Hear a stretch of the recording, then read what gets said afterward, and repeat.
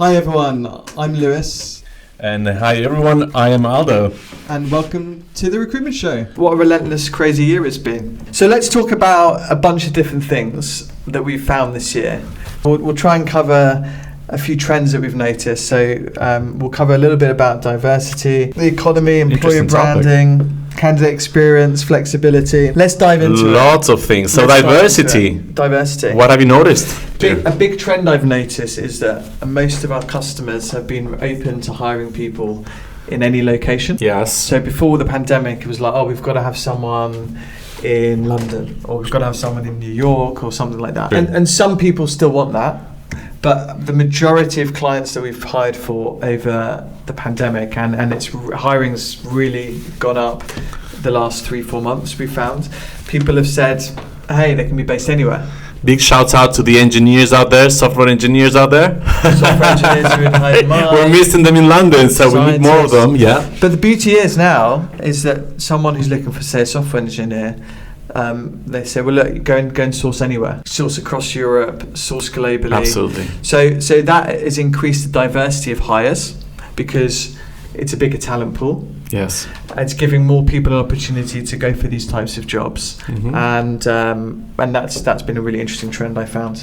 What has been the experience that you've had? Because you had some really interesting discussions with the likes of Shireen, who's been really inspiring when it comes to inclusion and diversity. What have you noticed out of those conversations? Well, obviously this year there's been a lot of civil unrest. In America, you had the Black Lives Matter movement, and you've had just real momentum with all things diversity and inclusion, and it's been building the last few years. And this year just seems to be such a pivotal year for it. Just so many things going on, which is great.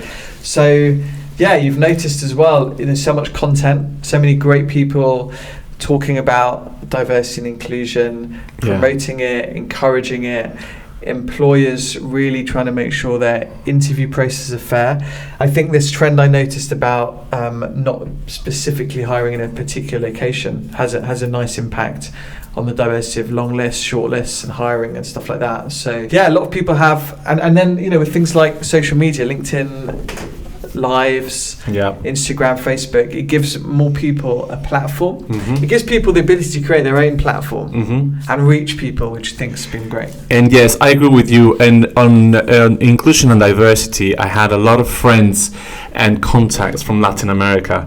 They're all asking me, they've been listening to our podcast, and there are a lot of talent there, and they're asking me, well, I would love to have some experience in London.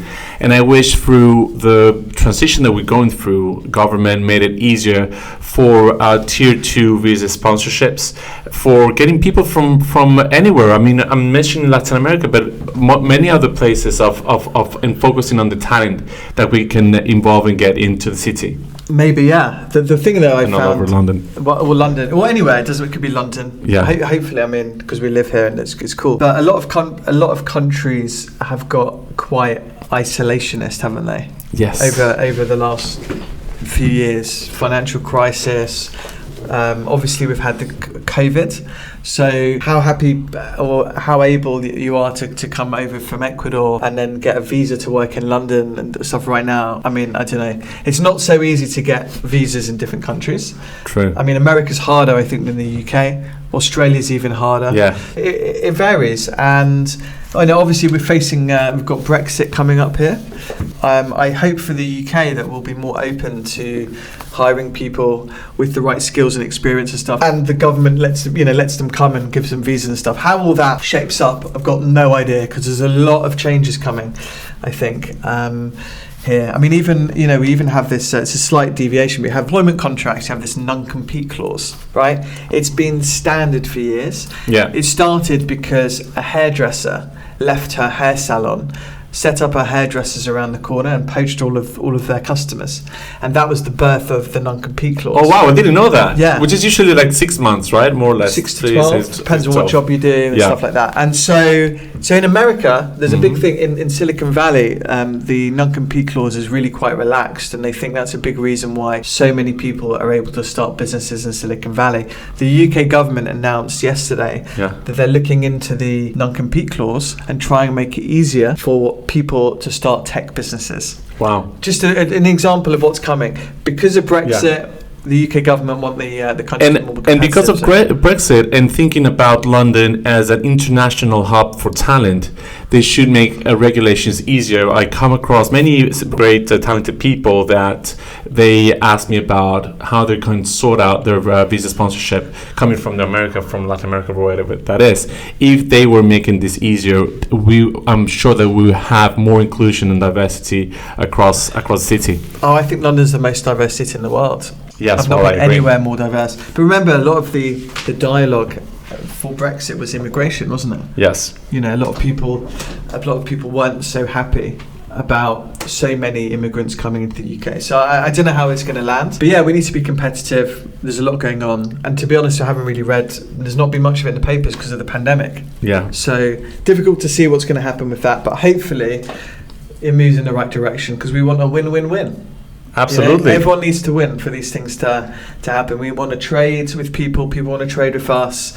Certainly all of these economies that are in the depths need to recover. Yeah. And the way to recover is to trade and to do business and to be open for business and stuff like that. So the way I see 2021 is a great talented professional jumping on a horse and making a great achievement, great success. It all goes down with the economy. Economy, I think it's recovering back. What are your views on it? The economy. Before the economy, I think just one more thing I wanted to say on trends. Yeah. Was the types of people are looking for. Because at the start of the pandemic, a lot of people, you heard the words hustle, and then pivot. And everyone was like frantically just trying to survive and reacting to stuff, right? Something happened. Oh, you got to react. You got to keep the business going. You got to do this. You got to do that and stuff. Very quickly, people realized that this was going to be going on a lot longer than they originally thought. So they were like, wow, okay, keep hustling, keep pivoting. Everyone was like going crazy. And now I think it's about moving your mindset from reacting to acting, to being proactive. Because a lot of leaders that we spoke to, actually, leaders quite like crises, right? A lot of leaders are like, hey, this is great, it's a crisis, I'm in my element, let's just navigate through. But now it's all about thinking how to be creative, how to thrive, not just survive. And so I've started to see companies who are hiring senior leaders start to look for people with slightly different skill sets or mindsets. And I think the types of people and leaders that were successful pre-pandemic not necessarily going to be the ones that are successful post-pandemic unless they change their mindset and they evolve. We talked a lot about in previous podcasts about this evolving mindset, and I think now it's just more important than ever. The way that I think you really grow is just confronting these hard things. And this year's been obviously for most people amazingly hard. But if you look back in a positive lens to it, you would have grown so much, right? Yes, I noticed some candidates and employees that have decided because of the current situation to make a career move, and they've actually achieved much better roles, much better positions than if they'd stayed at their current role. Maybe it was really comfortable doing what they were used to do, and because of everything shifting and evolving, they decided to move into and landed into better positions. Yeah, people have been, well, it's just like any time, like people have been open to conversations. Yeah. They've been open to moving if they think their career is going to be better served at the new firm to where they are now. Also, this is linked a bit to the economy now. Every sector has been very different. We've been quite fortunate in then the sectors we've been hiring in have been hiring. Like healthcare, technology, financial services. Those sectors, fortunately, have been doing well and haven't been hugely affected by the pandemic. So yeah, and you found also, unfortunately, a lot of people losing their jobs this year. I think a lot still to come. a lot of industries have been hugely affected, and so I think, a lot of people are thinking about how to retrain. Obviously, people need to work. If their sector has really gone down, they need to think about how to retrain. Can they get funding for it? Is the government going to help? Are people open to hiring people with slightly different experience? So we've seen the government now put these schemes in place to fund companies hiring people. I can't remember what the scheme is called now, but they're funding a lot of stuff to try and create jobs, which is cool, and that's going to be the real big challenge. But yes, and I think that is kind of a shaker for everyone. Appreciating what you have, what you're doing, and finding ways to evolve. And we're talking about experienced professionals. We've discussed this before, the struggle for people who's just graduating from universities, how they're supposed to land their new job, their first new role. Obviously, you wouldn't hire an analyst knowing that he'll be or she'll be working from home, because you want to train that person on a daily basis, face to face. So there have been challenges, but regardless, nevertheless, there are opportunities opening up, even especially for the people who's requiring skills, the new skills. Government is doing applying specific plans for trainees, right? So that I think is great. Like apprenticeship schemes and stuff. Absolutely. Yeah, apprenticeship's good. I think for young people it's super hard. You should be able to train people virtually. There's no reason why it only has to be face to face. Well, I think what you found is people have been reluctant to hire younger people because they don't want to train them, or they don't think they can train them more as effectively virtually as face to face. But you can. Why not? You need to be open to it. And also, if you are in a job and a young person, it's been really tough because you learn so much from listening to your manager, seeing how they operate, how they behave, how they speak. A lot of senior leaders and managers are saying, "Oh, I love working at home. I'm actually more productive at home," which is debatable because a lot of people I speak to aren't, and a lot want to come back to the office. But right now, and over this 2020, a lot of people haven't been coming in. Young people want to come in, but they're coming in and it's like, well, there's no one in. So it's been tough for young people. And a lot of young people are sharing flats. They're in flat shares, or they might be working out of their bedroom, and it's super, super tough. So I think all of us need to work much harder to give young people opportunities to develop, progress, even have a job. Because a lot of people, I spoke to a friend of mine, and his best mate's daughter just graduated from Cambridge University with the first, and she can't find a job. Oh yes, true. I have come across many graduates that are really talented. They're really willing to work, but it's all about finding what's right for them and not just picking the first choice just because there's a lack of opportunities. Yeah, it's really hard. On the economy, I think it's going to be a hard 2021. I think probably to 2022 we'll start to get better, because right now in the UK, I think US is even going to go into lockdown a bit more. Who knows what's going to happen? But yeah, no, I think it's going to be a tough 2021. I don't think it's going to be suddenly a month or two and everyone's rocking and rolling again. I think it's going to take a while for these businesses that have suffered to get back. A lot of small businesses have gone under, which is really sad. They say flight travel won't get back to 2019 levels for a good 5 years, for example. Yeah, I wouldn't be surprised. So yeah, I think there's a lot of like, what's the word? Shaky waters ahead. Yeah, but on a good note, I think that we have overcome the worst, like those moments of true uncertainty when the pandemic was spreading globally. Now we know what we're facing. We know how to work remotely, how to be a bit more autonomous, how to try to rebrand ourselves, how to look into ways to connect. And this is something that we've been promoting a lot through our channels, to network as much as possible, pull down those barriers of connecting with people virtually. I've never connected with so many people before as I do now from home. I used to be out and connecting personally face to face. Now I've never connected with so many people on a weekly basis. I have met so many interesting and talented people, but across different ages. People that just finished uni, execs, and it's really interesting how we have adapted to that. And this is something that shows you that there are opportunities lying in the future ahead, even if we're facing this difficult economic problems. Yeah, definitely. But then if you find yourself out of work and you're not making any money, it's pretty tough. So, there are definitely things you can do. So we speak to a lot of these people, and you're right, network virtually, speak to ex-colleagues, speak to ex-customers. Absolutely. And, you can find things, and you ultimately get out what you put in.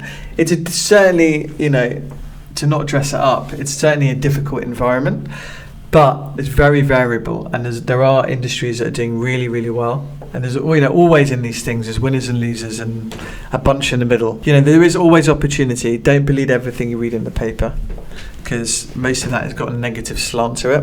But just get out there and, as you said, speak to people. Everyone's happy to help. Everyone is happy to jump on a quick call or a quick video and help. So definitely go for it. Take the handbrake down and just, go for it.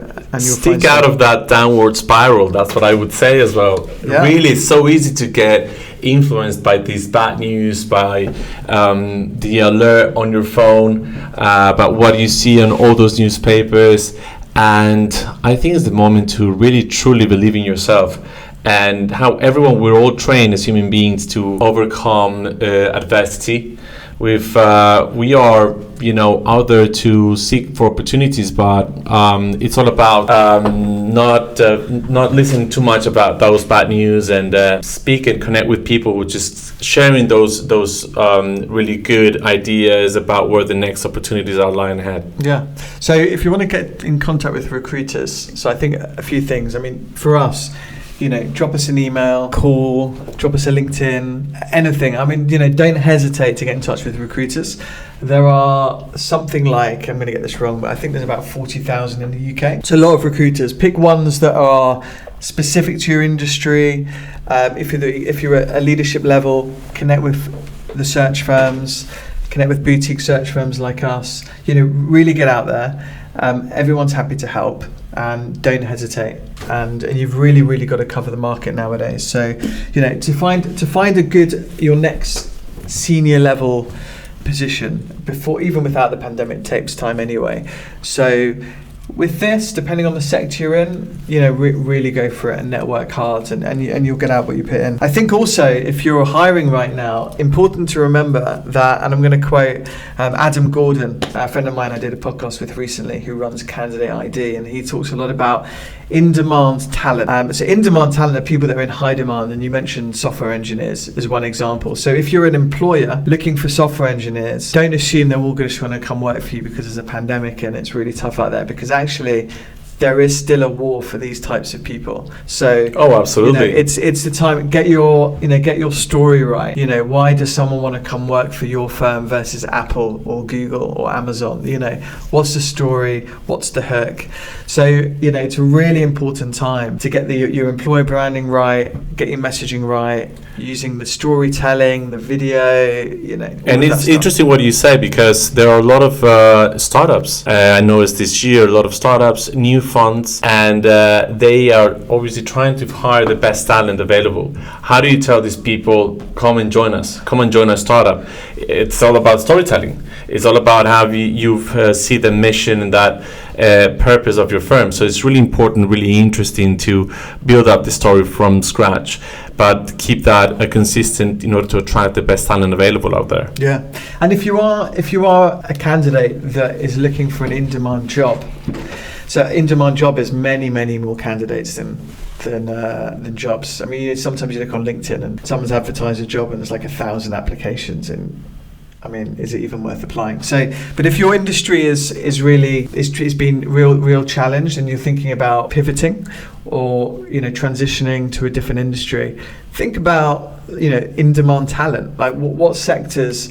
and disciplines are there a shortage of candidates, and then think about how to train yourself, get some work experience, try and get an opportunity, and try and navigate towards that kind of discipline. Yes, and now what I liked and really enjoyed this year is how can you rebrand yourself as a professional? How you could become out of being a solicitor to becoming a chef? How could you become out of being a banker for many years and have a startup, a tech startup? I mean, it's incredible. This is the time where we look at talent and we can look at candidates not with a specific scope in terms of what can do for their careers. It is okay to change careers, and we're here to help our candidates transition into whatever they want to do. It happens that probably you worked 5 years in one specific sector and you want to try something new. What do you think about that? Well, there's always this debate about companies don't want to hire contractors for perm jobs because they think they're going to move and they're not going to stay long enough, and they're only taking the perm role because there isn't a contract role, and vice versa. You always see, this is an interim role, they're perm, they only want to take it because there's no perm roles at the moment and not going to stay long. There's this constant debate going around. So there's that. I would say personally, economics, right? If you don't have a job, you need a job. Don't hesitate to take something that might not be perfect. It might not be a step up. Hey, it might even be a slight step down. I think right now, it's better to be working than not. And to go back to storytelling, if you had, the option of taking something that might not be perfect versus sitting at home, and then you go for an interview 3-4 months later, and they're like, so what have you been up to? It's great to have experienced stuff, because humans, you want to feel useful. You want to feel like you're doing something, right? Now, even if that's, you're going to go work at a charity for a while until you find, whatever it is, I think it's better to be useful, productive, busy. Your mindset's very different. When you go to an interview for the job that you really want, and you've actually been really busy doing stuff, you're going to come across different. You're going to have a better story to tell. And so a lot of people say, is it going to look bad on my CV if I take this role that's slightly lower? And for me right now, I think, personally, no. I would personally prefer working than not working. Yes, and what do you advise to people that looking for the next job? They're sitting at home thinking, well, I could start up my own website and sell things online or services online. What do you think about that? Everyone's different. I mean, starting a business is very different to being an employee, and so you have to think about whether that's the right life for you. I read this great book called The E-Myth Revisited before I started my business about 10 years ago in the financial crisis. And so for me, it was the right life. And then I think in times like this, it's a perfect time to start something. Rents are cheap. Oh yes, absolutely. Everything. The prices are low on everything. So if it's the right life for you, then go for it. Because sometimes you find that when you start a business, you're working longer and harder for less money than you were doing before, and you're a prisoner in your business. There's these kind of things, right? It's not until you start to take a bit of risk of maybe hiring someone, delegating some work and those things. So you've got to think of it carefully. You've got to think of is there an opportunity there? I love this kind of analogy, but are you opening the cupboard and walking into Narnia, or are you walking into a broom cupboard?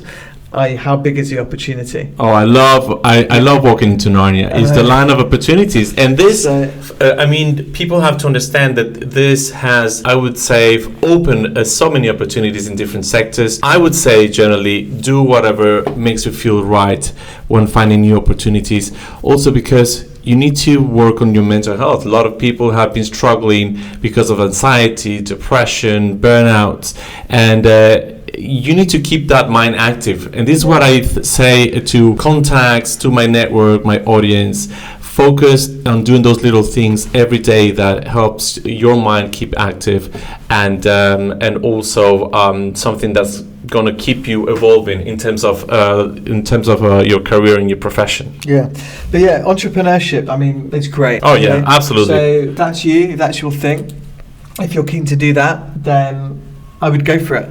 If you're just doing it for a little stopgap, then okay, that's maybe cool too. As long as you're cool, you're fine with that. Depends on what you're doing. But I think with starting a business, you've got to be all in.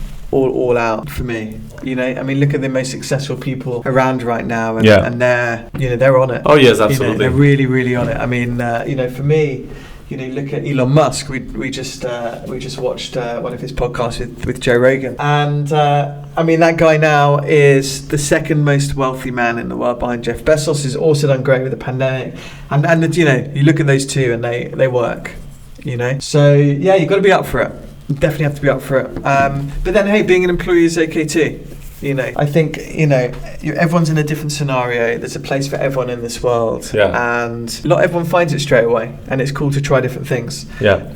I think that's my message, because when you're at school so much, people expect that you kind of should know exactly what you want to do. Mm-hmm. But you've got to go through your path. Everyone's got a different path. I've tried a few things before I landed on this, and who knows what's gonna come in the future. So, and all I'm saying as an employee, it's important to find the right team, the team that suits you well. I mean, there are so many businesses out there, but what's key, I think, is just enjoying the time that you're spending at work, even virtually, because you have meetings with your team members every day. You have to see them on video call, and is enjoying that team that you're in. For sure. Let's talk about the candidate experience. Oh, that's very important. So, you've got to remember, things are constantly changing, and the companies that are really focusing on a great experience for candidates, they're going to be remembered. Also, people talk about negative experiences a lot more than good ones. So, I think it's so important to behave well, and I know it's difficult. You might have thousands of applications for a job you're hiring for, but I think it needs to be done really well, and a lot is automated. Certainly for, I don't know, if it's a warehouse job, delivery job, something like that, where thousands of applications, a lot of it's done with AI now, and you can do a lot of it's automated. Yeah. If it's set up well, it can still be a great experience, and then you meet a human and stuff like that. So I think companies and the ones that aren't, need to really think about the experience. Think about feedback. That's a constant topic. People are complaining they don't get feedback and all of those things, and for me, I have this kind of candidate bill of rights, and you can think about what level of service can a candidate reasonably expect from different levels of the process. Yeah, because they will always remember you. I mean, they always remember you and how you've led the interaction, and it's incredible how much you're memorable if they had a good experience. You get referrals, you get to speak or introduced to many professionals just because people that you spoke with in the past had such a great experience that they said, "Oh, well, you got to meet Lewis, you got to meet Aldo, because these guys are really good when doing the job," and so on. And it's how we all want to be, right? Yeah, absolutely. I think we need to you need to really remember that and give people the best experience possible, because you never know. So it's important. And then when the market turns and suddenly you're, as an employer, fighting really hard for the best people, they're going to remember. Yeah. So it's just so important to get right. I think the other thing as well that I feel good companies do well is give the candidates the space and time in the interview process to ask their questions. Because you got to remember, historically interviewing is like, right, tell me your strengths, tell me your weaknesses, why should I hire you? Because a lot of people interview quite badly. Yeah, but now it's easy, right, to answer to a question, to straightforward question, and to make it look nice in an interviewing process. Yeah, but the point is that you have to appreciate that the candidate is interviewing you as well as you interviewing the candidate. You're asking the candidate to make one of the biggest life decisions they're ever going to make, spending 5 days a week with you, more time they spend with their partner, right? So the scenario needs to be two-way. If someone goes into an interview and it's all, tell me strength, weakness, great, thanks a lot, I'll get back to you tomorrow. So this is changing now, right? Changed now. Completely, because we are used to, especially when it comes to, I have noticed in many cases during the recruitment process in continental Europe, for example, and many other areas, it is this standard questioning, like you are at the police station. Third degree questioning. Changed everywhere. It's changed, right? Not in Europe now. A lot of the searches we do in Europe, I'm doing one in Germany at the moment. It's not like that at all. It's It's a two-way. I mean, obviously, you want to find out things from the candidate because you're trying to hire them. I mean, we're doing a sales director search in Germany at the moment. Big job, big team management, big responsibility. So, of course, you need to assess the candidates. They obviously are thinking about resigning from a perfectly good job to a company that are trying to get. I mean, so it's a real two-way. My point is that both people need to assess each other. Oh yes. Right. So if you turn up to the sales director interview and you're like, okay, great. So why do you want to come work here? The answer's probably going to be, well, I'm not sure I do yet. Why should I want to come work here? What's the story?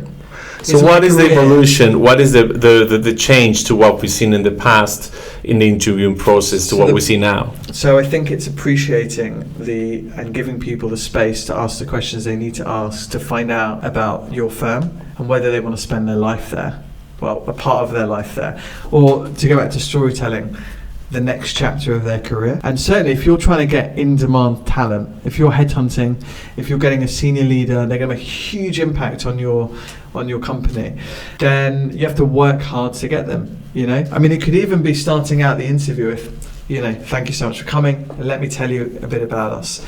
Let me tell you about the opportunity. Historically, it's like, what do you know about us? Why do you want to come work here? I mean, it's kind of, for me anyway, it feels like we've evolved now.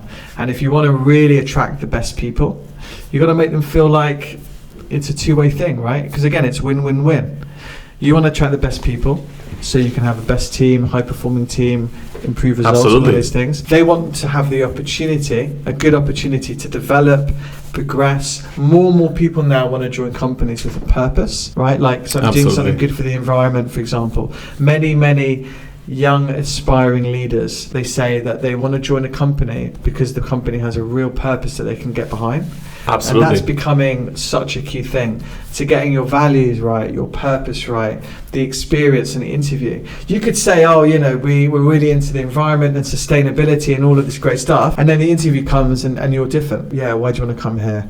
What's up? Very different. So first impressions matter. Yeah, but so what you need to do is match up your employer branding, so what you're getting across to people, this is what we're like, and you need to make sure it's actually real.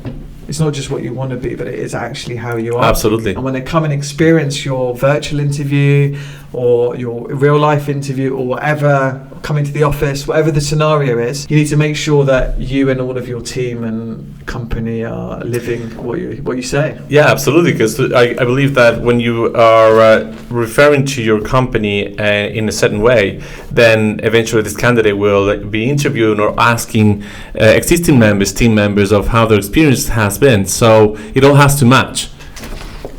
100%. So Aldo, flexibility. Do you think companies are going to continue to pursue a work from home policy once the pandemic is getting better? Oh yes, absolutely. I think that there will be companies that are never going to have an office again.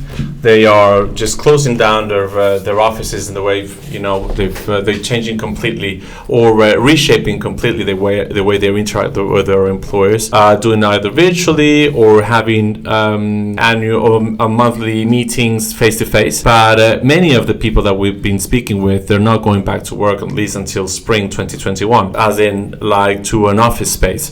So flexibility is going to keep happening, just if you have that chance to work from home, because many of the professionals we deal with, they have to be out on the field to operate, to do the day-to-day activities. They don't have the luxury of staying home and working from home. But for those who stay and are able to work from home, yes, the flexibility will definitely happen. Do you think people want to continue to work at home? Well, you know what? I have a mixed feedback. I have people who have asked to have I would say a balance. I was speaking with this candidate from a life science fund. He's an investor. He's really busy with work. He has to do a lot of analysis, and he says, Aldo, if I can, for me, the working from home is great. It's like the best thing happened to him because he has to stay.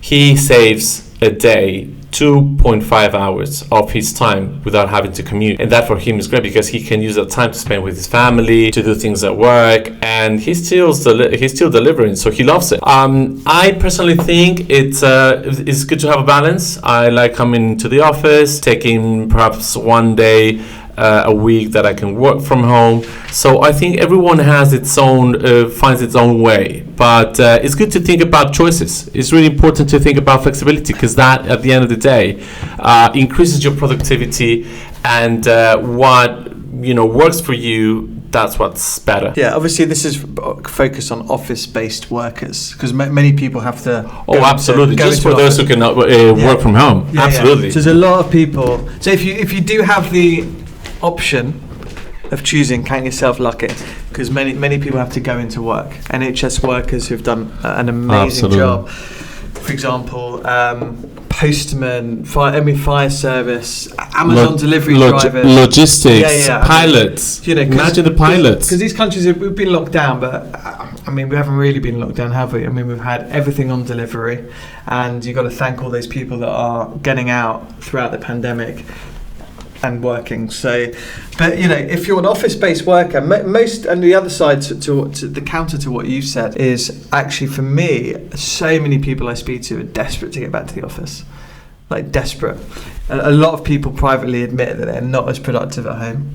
They don't want to stay at home. Actually, that commute, I've seen people. I've seen people miss that commute. That commute isn't wasted time for me. That commute is thinking time. It's alone time.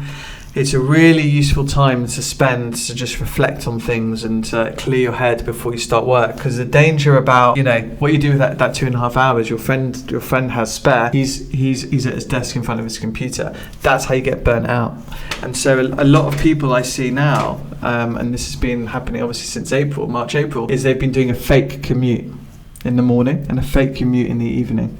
So if their office is closed and they can't get to the office, they've been getting up, maybe making a coffee, whatever, going for a walk for half an hour, getting out the house, then coming back in, then getting on it, and then so it's not sustainable for people to roll out of bed and at 7 a.m. in front of your computer, and then 7 p.m. you stop, you have some dinner, you get back in front of the TV, you're watching Netflix, you've got your laptop on your lap, you get back to bed, you stick your phone in front of you. It's just not the way. So I think I think a lot of people now are talking about being burnt out, and they're the reasons. People haven't been taking a holiday, they've not had a commute, so they've not been breaking up their day. Yeah. And just because you're working more and more hours, or you're sitting in front of your computer for more hours, it doesn't mean that you're doing more work or being more productive. Well, remember that we're talking about these investors that doing closing deals, doing the due diligence process, for example, right?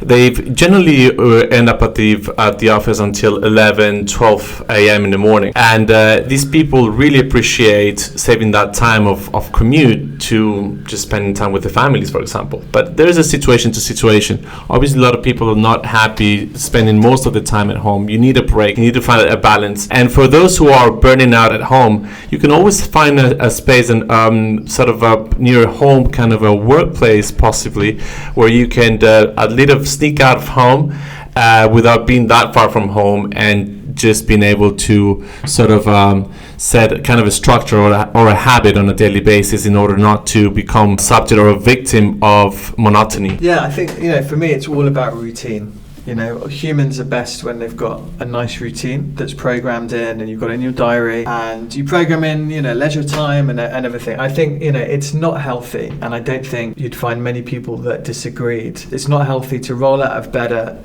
6 a.m. straight onto your desk, or in fact, not even get out of bed. If go for a run. Well, if you haven't got anywhere else to work, a lot of people just work on their beds. So you can imagine, 6 a.m. That is so not advisable. But a lot of people haven't got the option. We know people, certainly younger people, where they're living in a shared flat. There isn't anywhere else to work apart from your bedroom. Hey, I even heard stories. I did a great podcast yesterday with a guy called Alex Bakir, who's the European CEO of Rewire, a really cool bank that focuses on immigrants, and he grew up, he worked a lot in Silicon Valley, and he said a lot of IT developers in Silicon Valley have so little money and it's so expensive, they're living in their car and showering at the office. I mean, and here, a lot of young people, property's expensive in London, rent's expensive. So if you're working in your bedroom and you're sleeping in your bedroom and you're eating in your bedroom, not cool. For me, if you're going to take anything away, it's schedule in your exercise time, your break commute, whatever you call it. Yes. I would get out in the morning, as if you're going to the office, because I think it's good to be in a routine like that.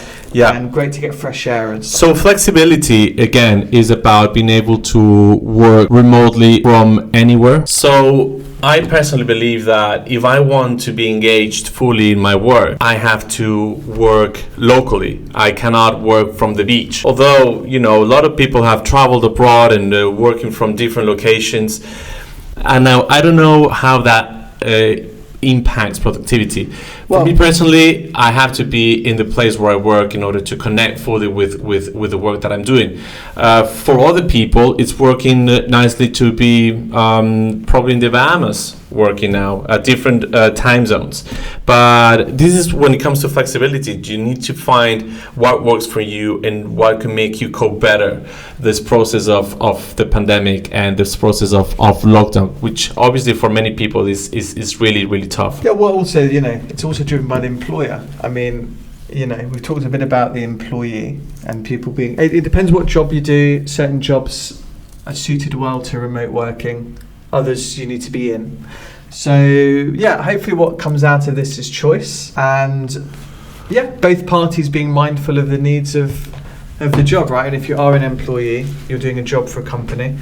And, hey, if they need you in their office 5 days a week because they feel you're going to be more productive, or you need to be there to manage a team, then that's what you do. Otherwise you find yourself a different job. Or some jobs or some companies will never have an office ever. I've spoken to companies that have scrapped their office. So if you're the person that wants an office, you're not going to join that company. Great. Yes. So I think we have discussed really important topics. What are your top 3 trends for 2021? After all, we talked about. Yes, I think sourcing more globally is, for me, a key trend. Yeah. The number one trend for me, actually, because it will give people the opportunity to work in jobs that they wouldn't have otherwise had the opportunity to. Yeah. For companies, it opens up your talent pool. It means that you can source from a wider pool of talent, a more diverse pool of talent, and maybe more likely to get the types of people that you want. The other thing I would say on that is to really think about the types of people that you want to hire in your organisation. Are you just hiring for experience? Are you hiring for potential? What is it? Because a lot of people don't do this so well, and I would take a moment before hiring to think, right, what do I really want? Can I train on the technical skills? Am I looking for someone with a lot of kindness, high degree of customer service, whatever it might be? Really think about it, and then think about how to go and find them. Yeah, that's great. Really interesting. Thanks for those insights. I think quick trends for my top 3 trends for next year, I think it will be career reinvention. We're going to see lots of professionals completely redesigning their career choices, from experienced bankers moving into startups, taking more career risks for obviously a greater purpose and a greater benefit in the future. I think technology will drive a key part of our lives, and as we speak and everything evolves, things related to AI and so on, pieces of software and hardware will keep developing, and that will be a great big trend in next year. Probably even more than what we've seen so far. That's going to be a second one, and third is regulations. It's going to be like a soften in terms of regulations, because it's going to make somehow easier for people to have access to work. I'm looking at that space. I'm sure there are going to be some interesting things coming up. Absolutely. Good stuff. Great stuff, as always. Absolutely.